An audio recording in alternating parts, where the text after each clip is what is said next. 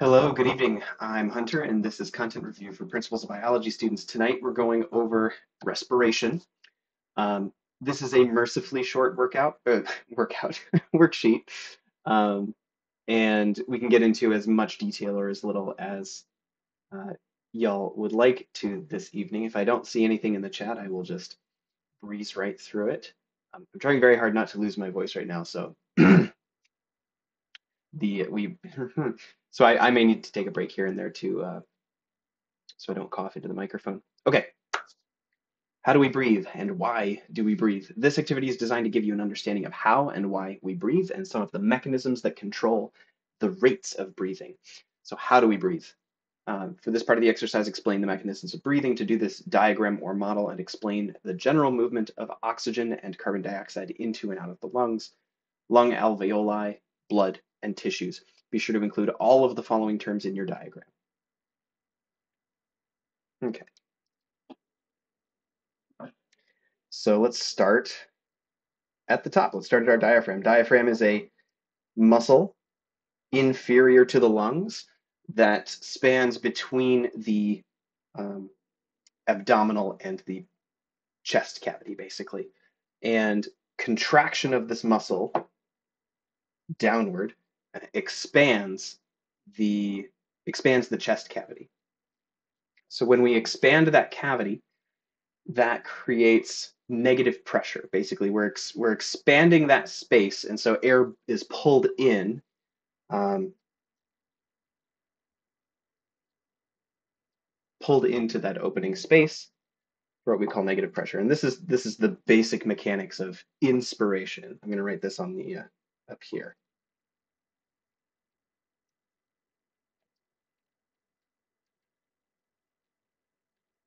Inspiration, breathe in. Expiration, breathe out. X out. All right. Diaphragm, diffusion we'll come back to. CO2 removal, O2 demand. The lungs should be sort of self-evident. These organs on the left and right. Lungs. Diaphragm. So alveoli are these spherical bundles at the ends of the bronchioles. Um, Before I get to bronchioles, actually, no, please erase. There, thank you. Alveoli.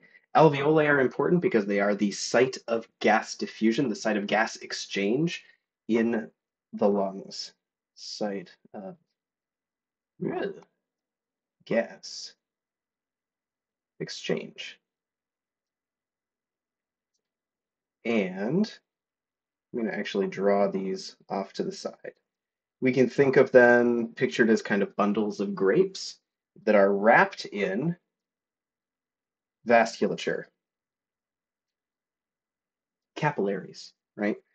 Last week when we talked about circulation of blood throughout the body, that pulmonary circuit, this is a closer look at that. So this inset here is representative of that one bundle of alveoli at the end of a bronchiole. Then we have our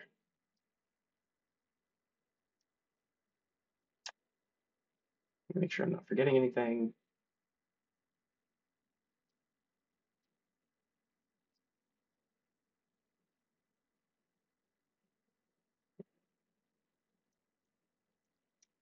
We have the left and right bronchi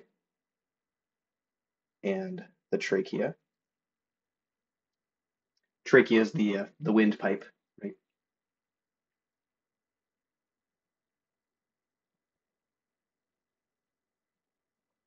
So we don't have a lot of those things in there.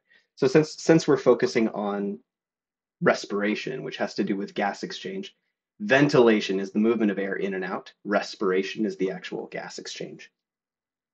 And when we're talking about gas, what we're really talking about is CO2 and oxygen. Our bodies need oxygen to do cellular respiration to make ATP. So O2 from the atmosphere flows in, and CO2 is drawn. Let me do this in a different color. CO2 is drawn out through expiration. Um, I mentioned negative pressure. Pressure potentials, gas pressure potentials, are what drive this gas exchange as well. Um, Drawing in oxygen-rich air, there is more oxygen in that air that's now inside the lungs than there is in the blood that's in contact with those alveoli. And that potential difference is what pulls oxygen from the air to the blood. Similarly, as we do work, as we do cellular respiration, CO2 is one of those major byproducts. And the greater concentration, the greater potential of CO2 in the blood is what draws it into the air in the lungs so that it can be expired. Inspired air, expired air, oxygen, CO2. CO2 demand is driven by chemoreceptors, is driven by chemoreceptors in the brain in contact with the blood that are basically tasting the pH, the acidity of the blood. CO2 is, well, it's reacting with other elements in our blood that make it very acidic. That is what you need to remember, is that as we do more work, more CO2 accumulates in the blood becomes more acidic.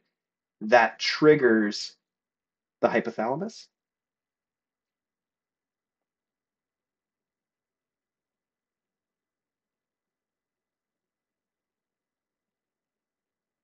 Yes. No, medulla and the pons. Glad I looked. This triggers homeostatic mechanisms in the medulla and the pons to contract the diaphragm, to contract the intercostal muscles. Intercostal just means between, intercostals ribs, between ribs. Oh,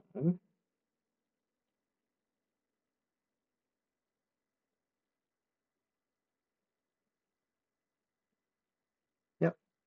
So skeletal muscles, the intercostals, and the diaphragm contract to expand that space, draws air in. Oxygen diffuses across the cell membranes of the alveoli into capillaries. Yes, into capillaries, into the blood, which gets circulated around the rest of the body where it accumulates CO2, where it's shipped back to the lungs.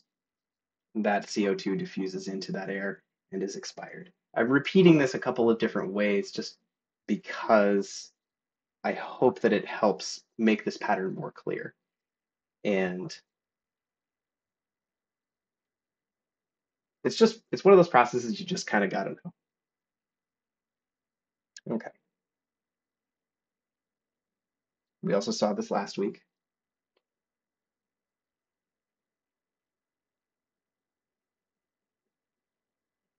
Yeah.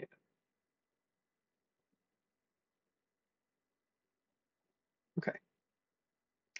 I think that's it for this diagram. The medulla oblongata. We do want to add that.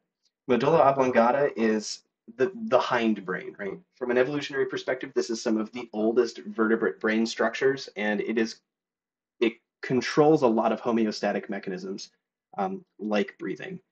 And that's probably all you need to know about it for right now.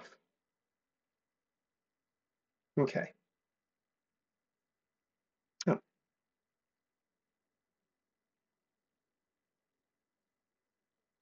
this is the medulla oblongata.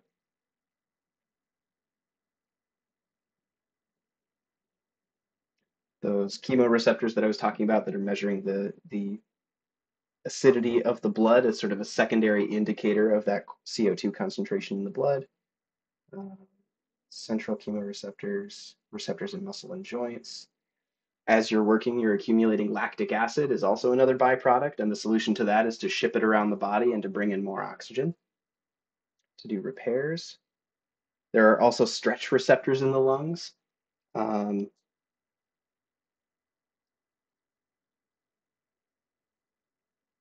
this is just kind of a cool aside that you probably won't be tested on, but actually you may. The active part of breathing is the contracting of those muscles to inspire, right?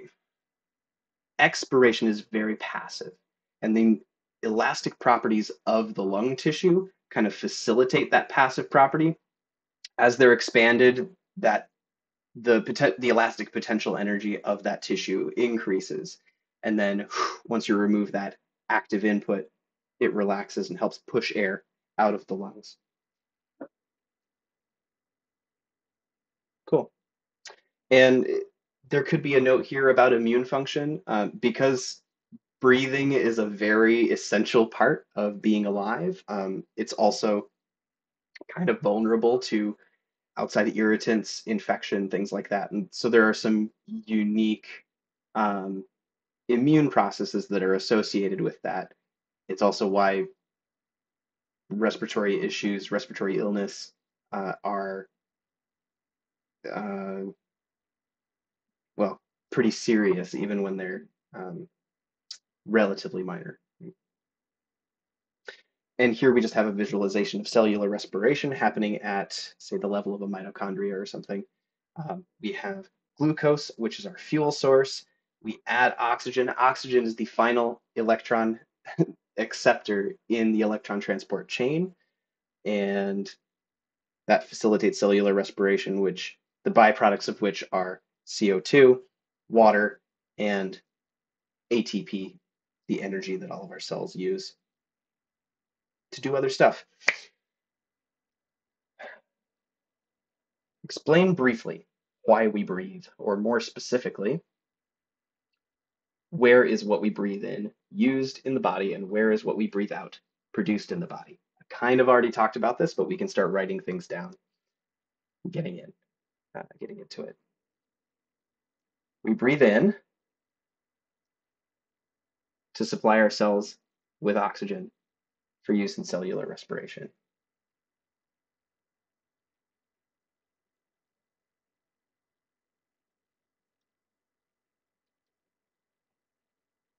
For cellular respiration.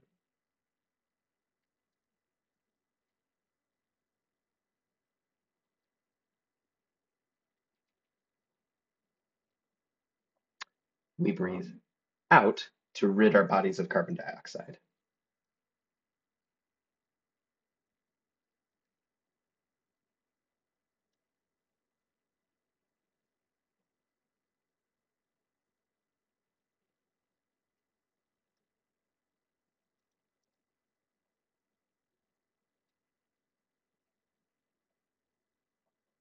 And as an important aside, the sugars that are broken down during cellular respiration, the carbon in those sugars is the carbon in carbon dioxide that you breathe out.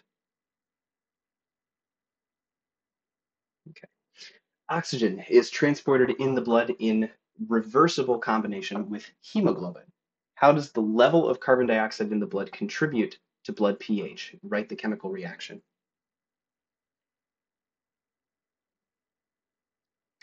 CO2 plus water, this is our source of protons, is in equilibrium with, that's supposed to be a C, H2CO3, this is carbonic acid,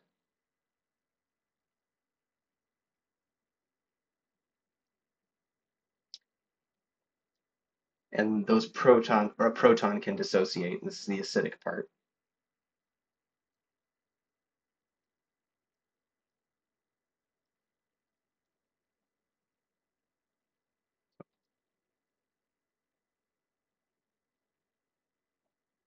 So when carbon dioxide reacts with water, it forms carbonic acid. The dissociation of one of those hydrogens is the acidic component, or the action of carbonic acid. Cool.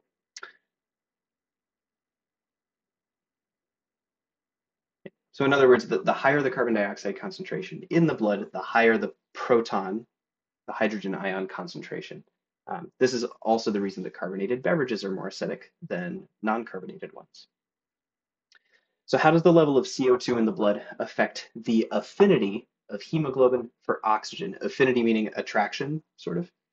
Oxygen's likelihood to bond to hemoglobin. So back to the question. That is how does the concentration of CO2 in the blood change its ability to carry oxygen? The effect of the Bohr shift. What is the Bohr shift? The conformation or the shape of hemoglobin molecules can change in response to pH. Most cells do. So the conformation,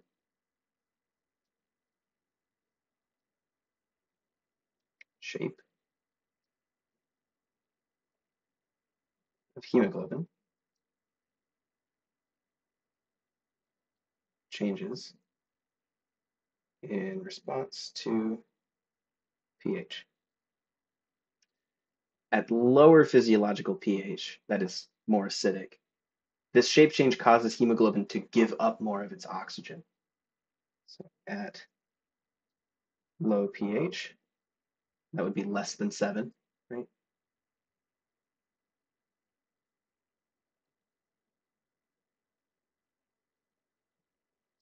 Hemoglobin is more likely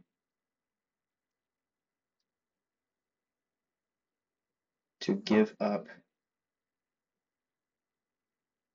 its oxygen. In other words, it has a decreased affinity for oxygen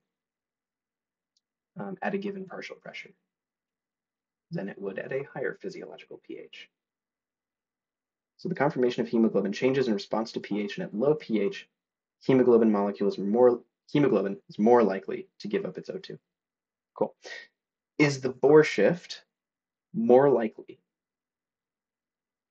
to occur after exercise or after hyperventilation? Rapid breathing with no exercise involved. Explain. So thinking about this, with exercise, we have a lot of cellular respiration happening. And with hyperventilating, we're bringing in a lot more oxygen than we need. Exercise increases the amount of ATP required per unit time compared to no exercise. And that ATP production via cellular respiration produces carbon dioxide as a waste product. And the addition of more carbon dioxide lowers the pH in the tissue. So the resulting conformational change in the hemoglobin delivers more oxygen to the tissues undergoing exercise or rapid cellular respiration than to other tissues. So this exercise is going to have an outsized effect, right? And it's because that exercise is decreasing the pH of the blood. Exercise increases ATP required per unit time.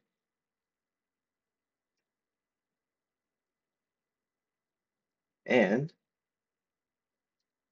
ATP production via cellular respiration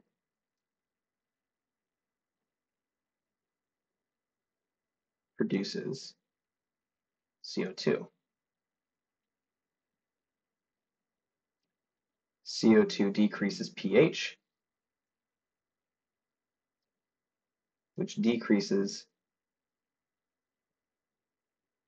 hemoglobin's affinity for oxygen.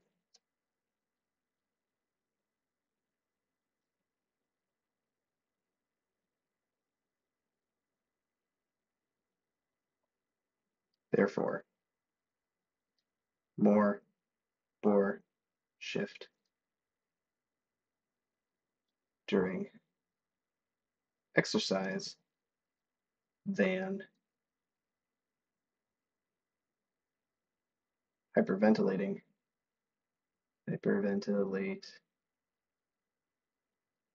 well,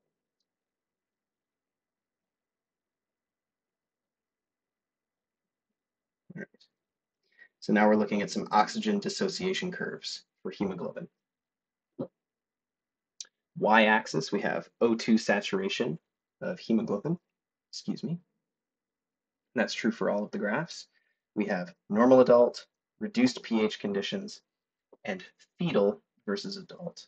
Let me make these a little brighter. Excuse me.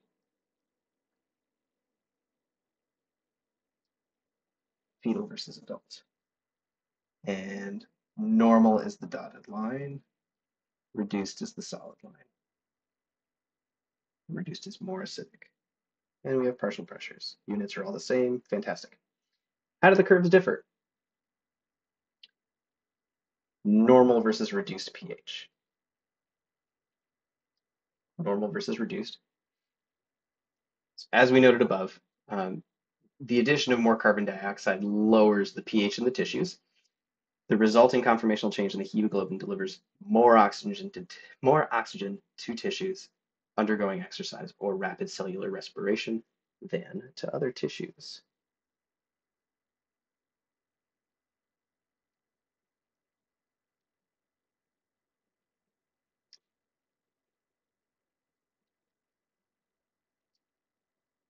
Of hemoglobin, so it's the other way around.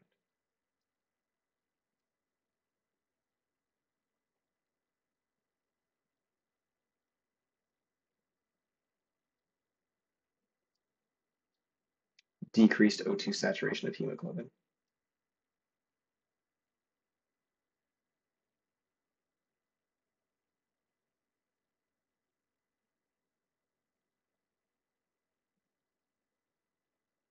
Cool. How about an infant versus adult?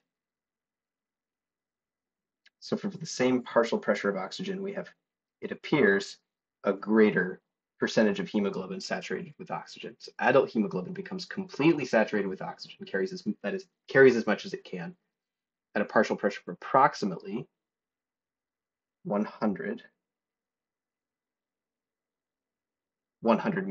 millimeters of mercury.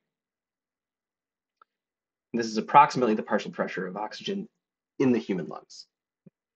And in contrast, the fetal hemoglobin becomes saturated closer to 60 millimeters of mercury. This allows for the fetus to pull more oxygen from the mother's blood than it could if the fetus had the same type of hemoglobins as the mother. Right? This potential difference allows for that movement of oxygen from the parent's blood to the fetus's blood, right? So let's do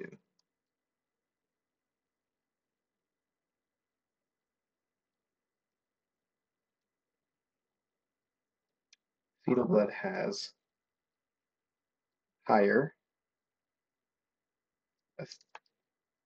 not fetal blood, fetal hemoglobin. Let's be precise here.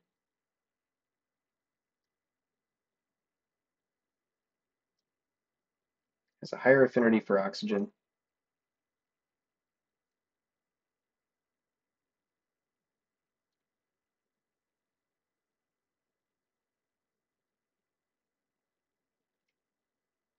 at the same partial pressure compared to mothers.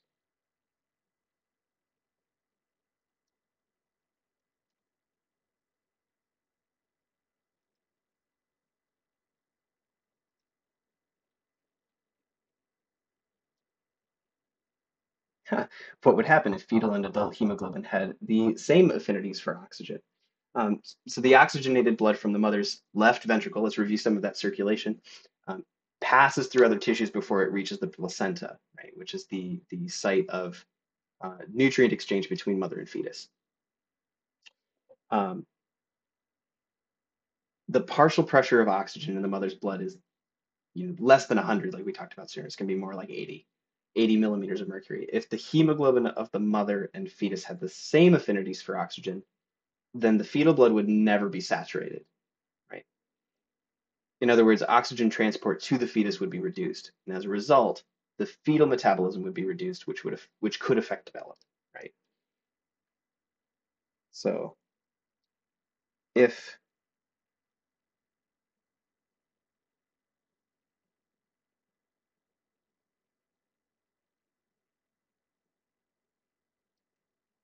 affinity for oxygen were the same,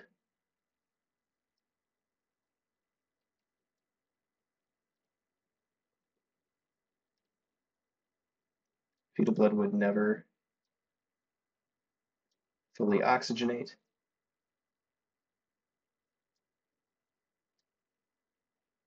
leading to reduced metabolism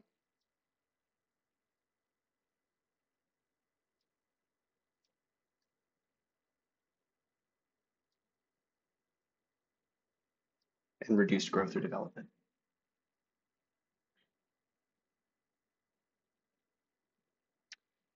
If they don't get what they want, some small children threaten to hold their breath until they die. Children who are very strong-willed may turn blue. They will not die because they will pass out and the autonomic breathing response will take over. What types of control are involved in holding your breath? Why, for what physiological reason, will you pass out if you hold your breath for too long? So for both holding your breath and for hyperventilation, the carbon dioxide level in your blood changes. Changes in blood pH, that carbon dioxide level we talked about, are sensed in the medulla of the brain. If the CO2 level gets too high, the medulla triggers a nervous response or reflex that causes you to pass out, and the medulla's involuntary control of the rate of breathing is then restored.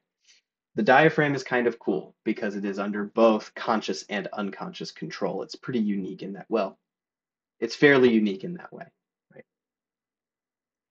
When you hyperventilate, you reduce the carbon dioxide level in the blood and therefore increase the blood pH. And this is generally recognized by the medulla, and involuntary breathing is reduced or stopped. So if you continue to force hyperventilation, again, you can reduce the carbon dioxide level so much, or conversely increase the oxygen level so much, same, that it causes the peripheral arteries to constrict. Different homeostatic mechanism, but we're getting to kind of the same end point, which is maintaining homeostasis. Not too basic, not too acidic, right? By constricting the peripheral arteries, you're reducing blood flow out to the brain and other parts of the body. And that can also cause you to pass out.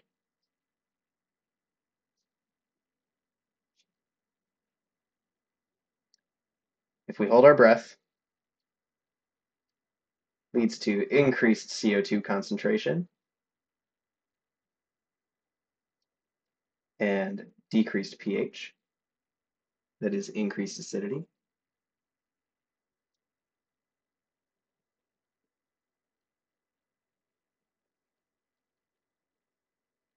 The medulla panics, causing you to pass out, and the medulla takes over control of breathing.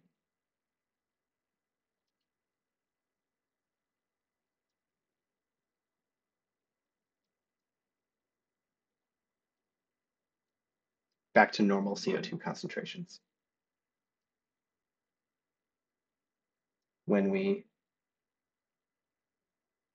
hyperventilate, we increase O2,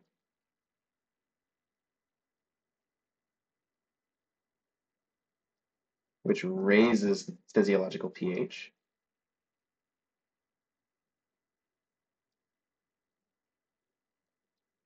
Panic in the medulla.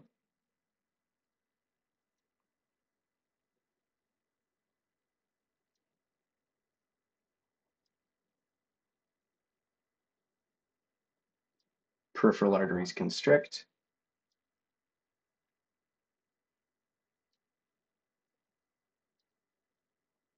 Which reduces blood flow to the brain and elsewhere, causing you to pass out.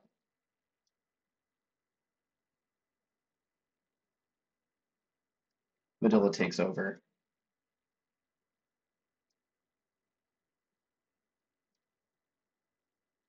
normal breathing.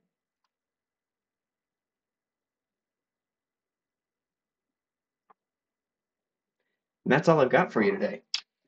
Like I said, short worksheet. Um, I know midterms have been happening. Maybe you still have some. So um, go study, take care of yourself, get some time out in the sun. I'm so stoked that there is still daylight right now.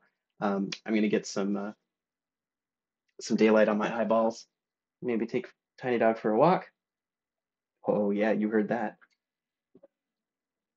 Anyways, good luck with your studies. I'll see you all next week.